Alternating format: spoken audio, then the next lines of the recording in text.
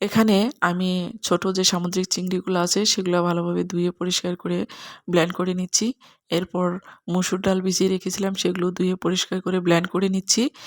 এরপর এখানে একে, একে এড করে দিচ্ছি পেঁয়াজ কুচি, কাঁচামরিচ কুচি, ধনেপাতা কুচি, শুকনো মরিচের গুঁড়ো, ধনে গুঁড়ো, হলুদ গুঁড়ো, জিরা গুঁড়ো, স্বাদমতো লবণ, আদা রসুনের পেস্ট দিয়ে হাতে ভালোভাবে মেখে নিচ্ছি। আপনারা ইচ্ছা করলে এখানে ডাল ব্যবহার করতেও পারেন, আবার স্কিপও করতে পারেন। তো আমি সবসময় ডাল ব্যবহার করি, সেজন্যই ডালটা ব্যবহার করেছি। তো এগুলো এখন আমি তেলে ভালোভাবে ভেজে নেব। তেলটা গরম হয়ে গেছে। একে, একে গোল শেপ দিয়ে আমি সবগুলোই তেলে ভেজে নিচ্ছি। আর তেলে ভেজে নেওয়ার সময় অবশ্যই একটু সাবধানতা অবলম্বন করবেন যাতে গরম তেল ছিটে হাতে না লাগে। এগুলো এখন আমি উল্টে-পাল্টে ভালোভাবে ভেজে নিচ্ছি। আর এই বড়াটা খেতে এত টেস্টি হয়েছিল, আপনারা অবশ্যই বাসায় ট্রাই করবেন।